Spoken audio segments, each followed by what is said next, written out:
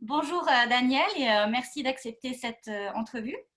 Ça fait plaisir. D'abord, je vais te laisser te présenter un petit peu parce que j'ai entendu que tu es une fée. Donc, tu es une fée de quoi? En fait, je dis que je suis la fée marraine des adjointes et assistantes virtuelles. Donc, un peu comme la fée marraine de Cendrillon qui est là pour l'aider à réaliser son rêve, bien, moi, je suis la fée marraine des adjointes et assistantes virtuelles pour les aider à démarrer, lancer leur activité, leur entreprise et la propulser parce que j'ai certaines adjointes qui ont déjà démarré, mais qui ont besoin d'un petit coup de pouce parfois pour surmonter des blocages ou simplement pour se propulser, aller atteindre un autre niveau dans leur entreprise. Donc, c'est ce que je fais. Et ça fait longtemps que tu es adjointe? J'ai démarré en novembre 2002, donc ça fera bientôt 18 ans. D'accord. Donc, je suis une des premières au Québec. Et puis, c'est ça. Je fais ça depuis. Mon entreprise sera bientôt adulte. Ouais, super. Et adjointe virtuelle, c'est quoi? C'est un métier? C'est... Ben, en fait, vous connaissez peut-être plus avec assistante virtuelle. Nous, on utilise le terme adjointe.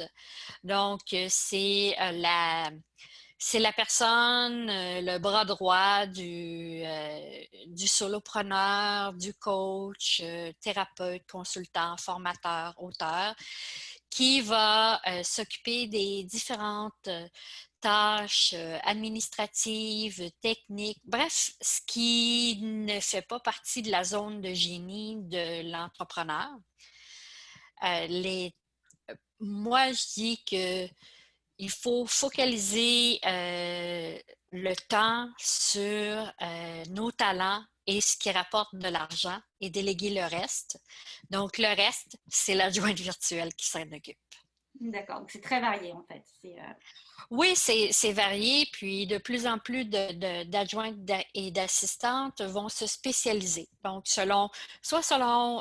bien sûr, selon leurs intérêts, mais aussi selon leurs compétences. Donc, si elles préfèrent et qu'elles ont des compétences au niveau plus technique, bien, il va y avoir des assistantes web ou des assistantes online qui vont travailler surtout avec des entrepreneurs qui vendent on les appelle justement soit des infopreneurs ou des entrepreneurs qui font du e-commerce.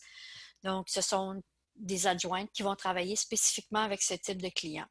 Et il y a d'autres adjointes, assistantes qui vont faire plus des tâches administratives. Donc, on parle du service à la clientèle, la mise en page de documents, la gestion du carnet de rendez-vous, etc.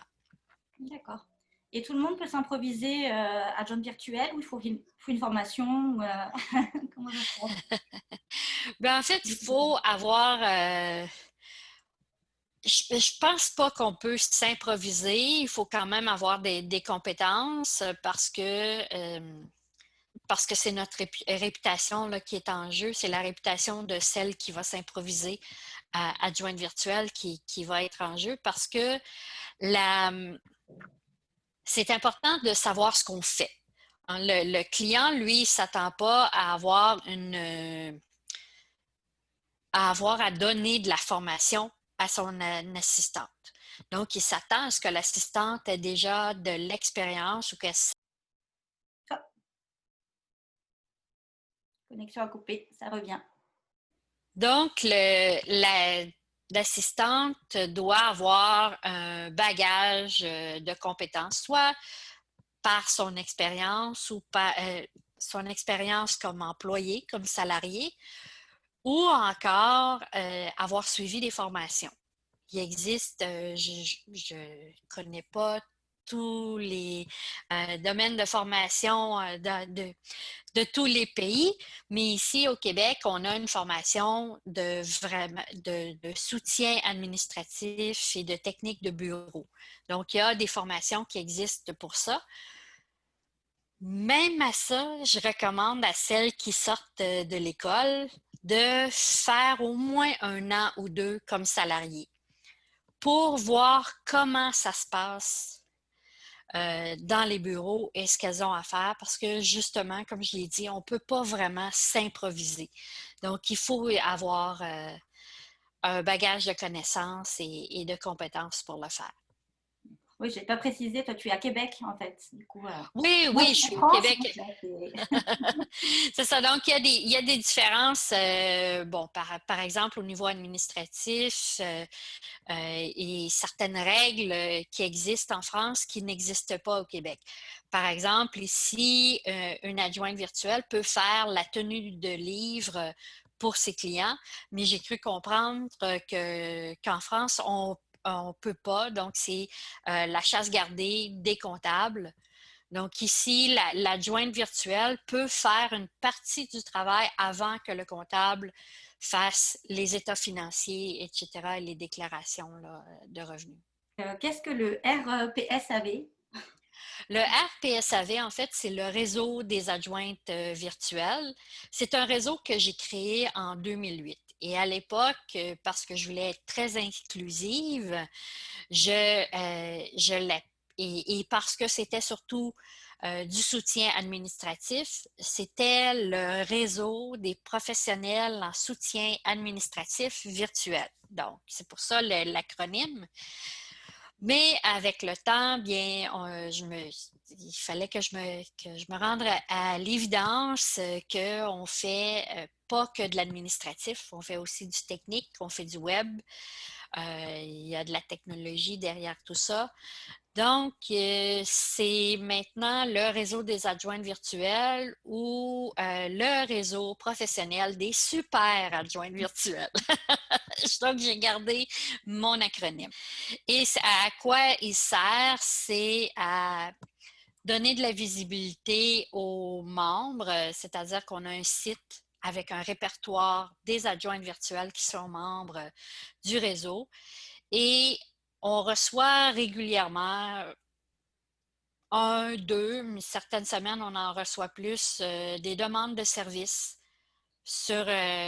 par le site et je les transmets aux membres. Ça fait partie là, des avantages de faire partie du réseau. Donc, elles reçoivent la demande de service, l'appel à soumission, l'appel à devis des clients et les adjointes et assistantes virtuelles du réseau qui sont disponibles et ont les compétences recherchées, peuvent répondre directement aux clients et avoir des mandats de cette façon-là. C'est comme un club. Ouais, ben en fait, c'est différent du club parce que le réseau, lui, sa mission, c'est que justement au niveau des missions et des mandats avec les clients. Parce que là, je te vois venir pour parler du club. On va y aller. Alors, j'ai aussi créé tout récemment le club des adjointes virtuelles. Alors là, c'est différent. Il n'y a pas de demande de service qui est transmise aux membres. D'ailleurs, ça ne coûte que 30 canadiens, 20 euros. Donc, à ce prix-là, c'est certain que je ne peux pas me permettre. Il y a certains avantages que je ne peux pas me permettre, mais je peux me permettre autre chose. En fait, ce que je fais avec le club, c'est qu'à chaque semaine, je fais un coaching live en direct dans le groupe pour les membres. Donc, les sujets sont variés, mais toujours en lien avec le fait d'être solopreneur, d'être assistante virtuelle. Donc, on va parler, comme aujourd'hui, j'ai parlé du profil de client idéal. À chaque mois, on fait un défi. Donc, ce mois-ci, en octobre, c'est un défi d'optimisation. Donc, dans le fond, ce qu'on fait durant ce mois-ci, c'est qu'on prépare le terrain pour pouvoir propulser nos entreprises. Et quand je parle de nos entreprises, c'est les miennes comme celles des membres. Et j'ai aussi pour les membres des tutoriels, des outils, des modèles auxquels elles ont accès. Donc, tout ça là, à l'intérieur du club. Donc, le club est plus formateur, communauté. Et le RPSAV, c'est plus au niveau visibilité et puis accès aux clients. D'accord. C'est vrai que c'est très fédérateur parce que quand on est solopreneur, on ne travaille pas en équipe généralement, donc il faut se motiver, il faut se... Là c'est une communauté. C'est ça. Le club des adjointes virtuelles sert à ça, oui. Ok, très bien. Ben, je te remercie d'avoir répondu à ces questions. Puis si tu veux ajouter quelque chose, si tu as envie d'ajouter quelque chose. En fait, moi, j'inviterais celles qui sont curieuses par rapport au club des adjointes virtuelles d'aller sur adjointe avec un S, virtuel avec un S.com. Donc, adjointe virtuelle au pluriel.com et aller voir au niveau du club les avantages. Et parce que le club, comme c'est mensuel, vous pouvez rester aussi longtemps que vous voulez. Donc, si après un mois, vous ne voulez pas renouveler, bien, vous le dites et puis on arrête les renouvellements. Et puis, si vous vous inscrivez maintenant, c'est vraiment un prix de lancement avec tous les avantages que j'ai mentionnés. Donc, tant que vous serez membre, vous allez payer ce prix-là. Donc, même si j'augmente éventuellement le prix, celles qui se sont inscrites à 20 € vont continuer d'accéder à ce prix-là tant qu'elles renouvellent. Et puis, il va y avoir du nouveau et plus il y aura de membres, plus moi, je vais pouvoir ajouter de nouveaux avantages. Merci beaucoup d'avoir pensé à moi pour ce premier interview. Puis, je t'en souhaite tout plein. Merci. À bientôt.